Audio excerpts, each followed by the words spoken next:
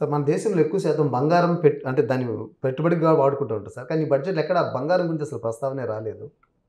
గతంలో ఈ gold monetisation స్కీములు కొన్ని పెట్టారు. చిదంబరం గారు కూడా అలా ఆనాడు మన్మోహన్ సింగ్ గారు ప్రధానమంత్రి ఉండగా కూడా తీసుకొచ్చారు. కానీ ఫలితాలను ఇవ్వకపోగా ఏమైందంటే బంగారం మానిటైజేషన్ స్కీమ్లో ఈ బంగారాన్ని మీరు ముందు డిక్లేర్ చేయాలి.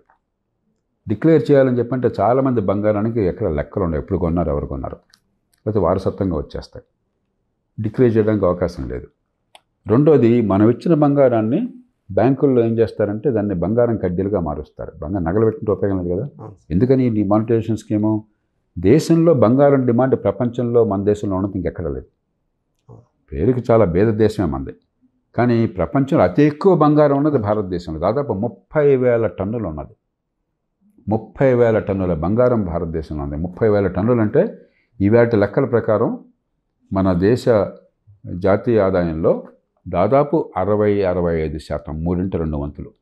ఈ డబ్బులు మనకు గనక ఊరికే ఎనపెట్లోనో లేకపోతే లాకర్లో మొలక్కుండా ఆ డబ్బు కనుక మార్కెట్లోకి వచ్చినట్టయితే అసలు ఈ దేశానికి ఇంకా వేరే పెట్టుబడులు అవసరం ఉండదు. ఈ డబ్బు సరిపోతుంది, అంత పెద్ద డబ్బు ఉంది. కానీ ఆ డబ్బుగా మార్చాలని చెప్పంటే ఏం చేయాలి? మీకు దిగుమతి చేసుకునే అవసరం లేకుండా మనకి పిల్లలకో పేరెంట్లకో బంగారం అవసరం అవుతుంది. మీ దగ్గర ఉన్న బంగారాన్ని అక్కడ బ్యాంకులో పెట్టి దాన్ని కడ్డీలుగా మార్చి నాకు అవసరమైతే పెళ్ళికో దానికో నాకు మళ్ళీ ఇవ్వాలి. అలా ఇంటర్నల్గా అది అనుకున్నారు. కానీ అదే సమయంలో మీరు ఎప్పుడు బంగారం కావాలో మీకు బంగారం తిరిగిస్తారు.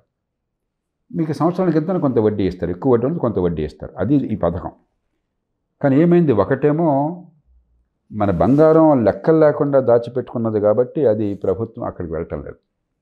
రెండోది ఏమవుతుంది? బంగారం తిరిగి ఇవ్వాల్సి వస్తుంది. ఏది మళ్ళీ నాకు కావాల్సినప్పుడు. బంగారం ధర గత 2-3 ఏళ్ళుగా విపరీతంగా పెరిగిపోయింది. కాబట్టి ప్రభుత్వానికి నష్టం వస్తుంది. దీనివల్ల ప్రభుత్వానికి నష్టం వస్తుంది.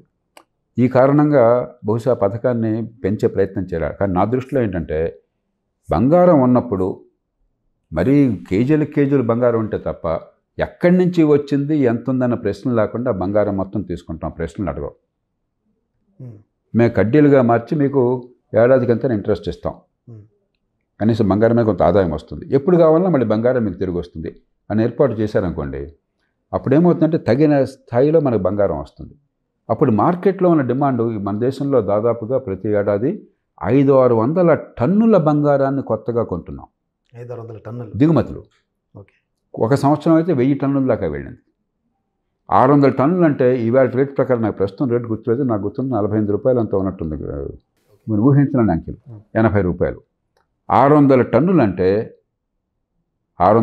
అంటే కొనేది ఏడాదికి దాదాపుగా 5 లక్షల కోట్ల రూపాయలు, అంటే 65 బిలియన్ డాలర్లు. ముడి చమురు తర్వాత అతిపెద్ద దిగుమతి బంగారం భారతదేశంలో. ఈ 70 బిలియన్ డాలర్లు దిగుమతి అవసరం లేకుండా ఉన్న అంత బంగారం అక్కడ సమకూరింది అనుకోండి. ఉందంత బంగారం 30,000 టన్నులు ఉంది దేశంలో.